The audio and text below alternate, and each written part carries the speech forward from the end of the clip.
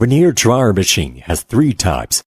There are veneer press dryer, veneer roller dryer machine, face veneer mesh dryer machine. Their drying ways are different, but the drying effect are good. The temperature within 140 to 180 Celsius degrees. The original moisture is 70% to 80%. After drying, the moisture about 10%. Veneer roller dryer machine through roller transport can be different length, width, floor, so we usually offer details according to your capacity required.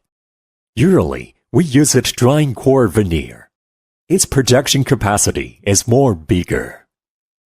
Machine heavy duty. Make sure pressing plywood balance and high efficiency. With high efficiency sales team offer 24-hour online service. The professional technical team and after-sales service team offer plant layout, machine drawings, and after-sales service.